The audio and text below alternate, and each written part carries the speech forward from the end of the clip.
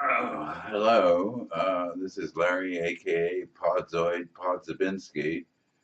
After a long absence from the internet, YouTube, my forum here, uh, the different occasions I want to talk about, two different things.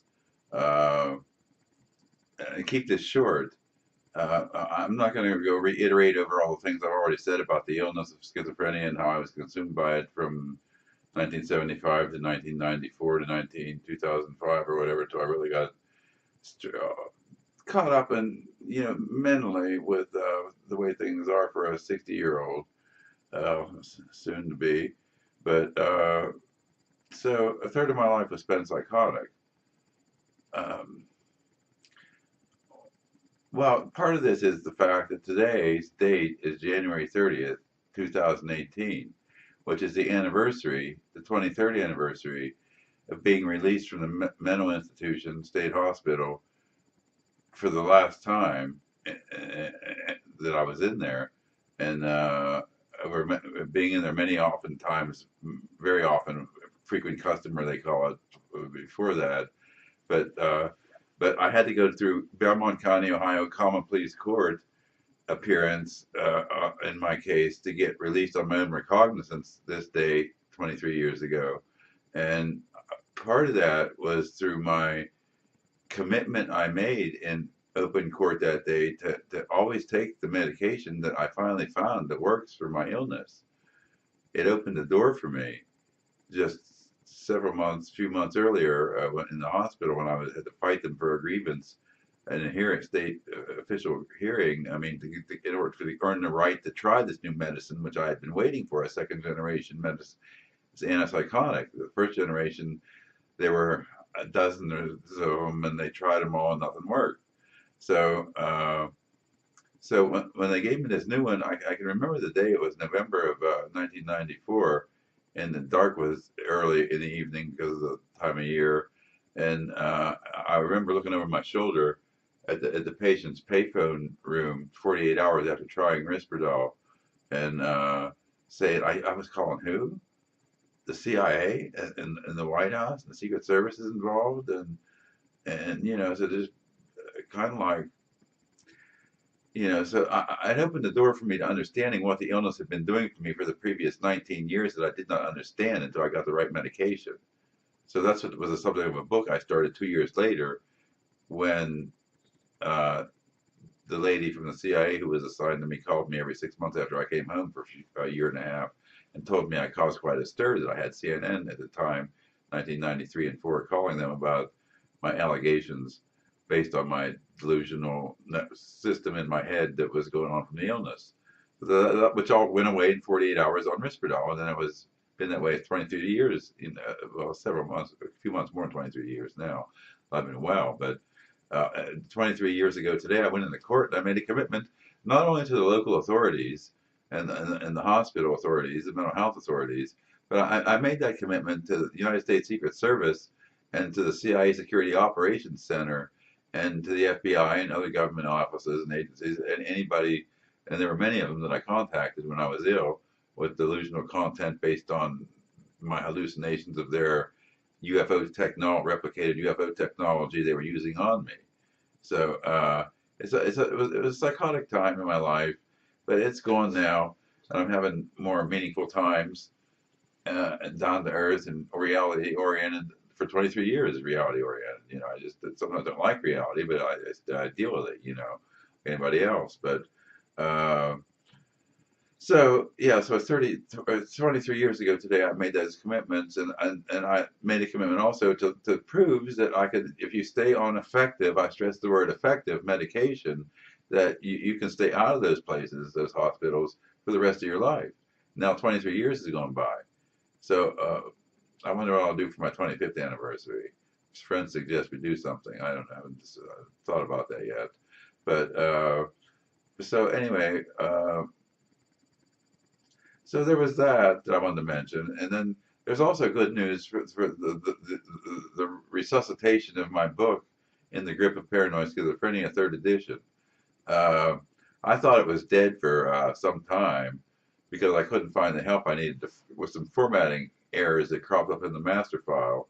Uh, that I just could not figure out. When I tried to fix them, it made them worse, and I had to revert back to when I started because it was just making it. I made it worse by trying to fix it. So I was trying to get help with this, and a social worker who contributed a new piece of about 4.5 pages in the book for her account for me at the time at the hospital, which is it's just a very great addition to this third edition of the book, and her account of my case all these years later in her retirement. But so so so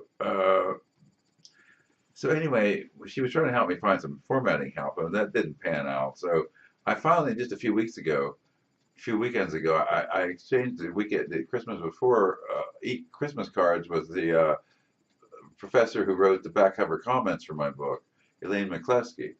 And I was suddenly moved to that Saturday night to give her a call and tell her what was going on, and and what exactly I have changed from the second edition to the third edition was to delete that philosophy chapter that I realized it was a product because it was a product of the 60s and 70s, and we all want to change the world theme that we all lived by back then. I mean, so it's permeated society. I mean, that's why I unconsciously wrote that big philosophy paper, because I studied philosophy for in my third year in Tampa in the 1970s.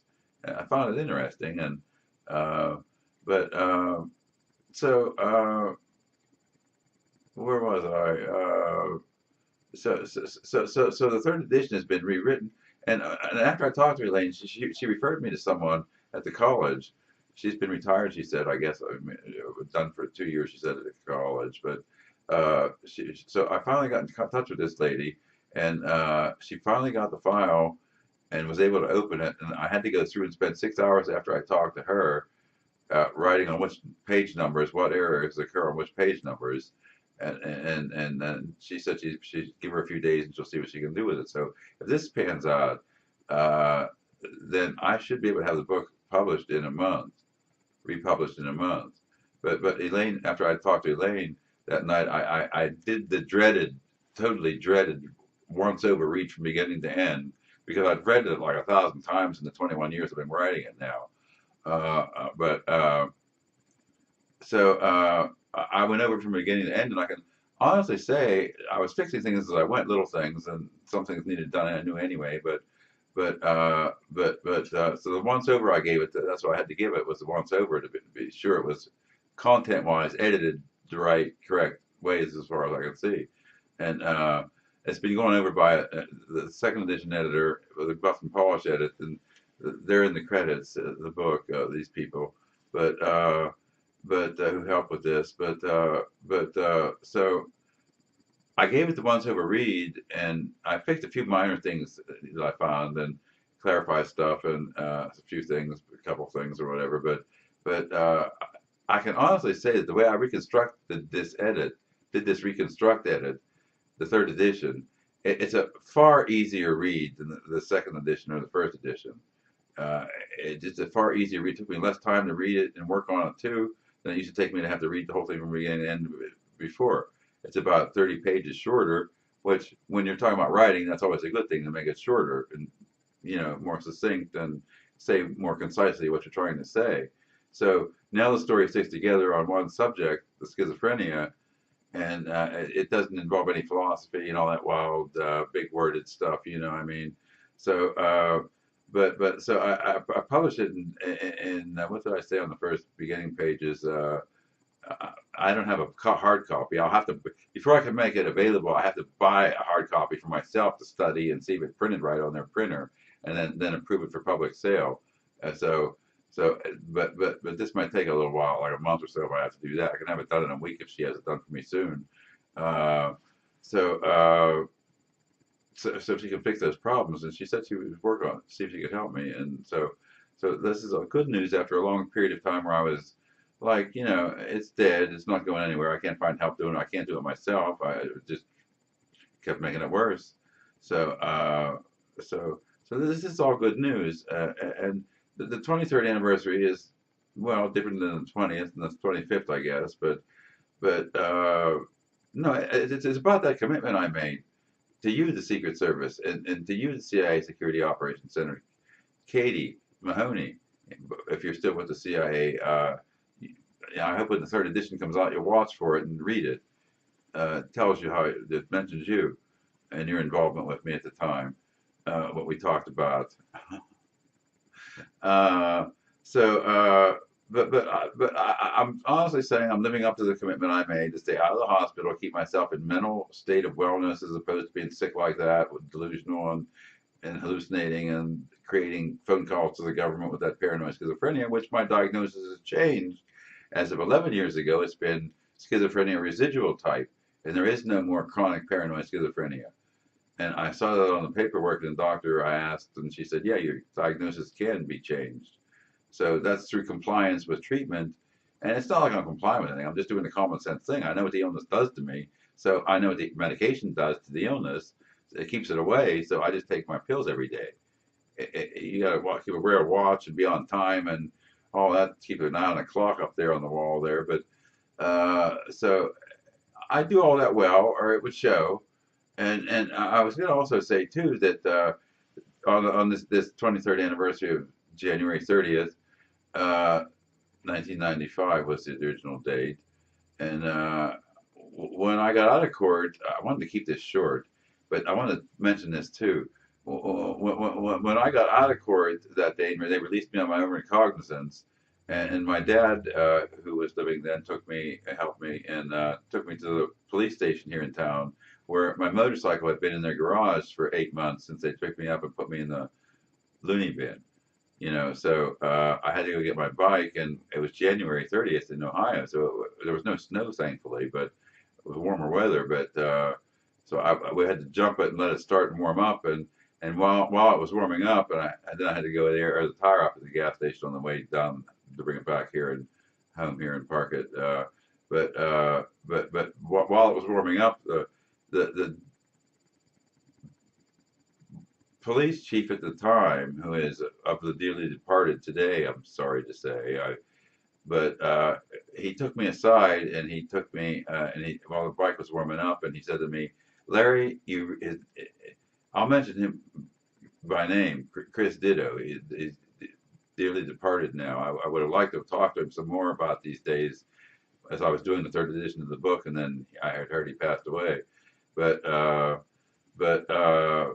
he came to me that day, the bike was warming up, and he said to me, Larry, you really pissed me off.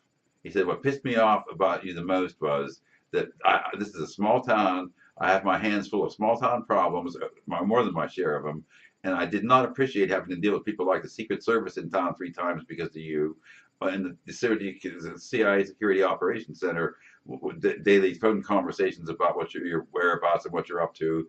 He said, that really pissed me off to have to deal with those kind of people. He said, if you don't take this medication, I'll know, and there won't be a next time. So there was never any question that I wouldn't take the medication, because it opened the door entirely to me what the illness had been doing that I could not see whatsoever before that for the 20-year period. Okay, so peace, peace. I'll keep taking the medication, and I keep trying to get the book and the YouTube. In the back of the book, I put an email address. If you have questions, I'd like to try to answer them for you in this format on YouTube, Facebook, or whatever. And so now it looks like it's moving forward and happening again. And this is an anniversary of January 30th, 1995, where I've not been any question I should go back to the hospital, not been a problem for any of those authorities I was before. And so I'm real happy to report this at this point, January 30th, 2018. I mean, it's so hard not to say 19 when you're 60 years old. Going to be 60 years old in 8 weeks or whatever. So thank you, and peace and love. Have a nice day. See you later. Bye-bye.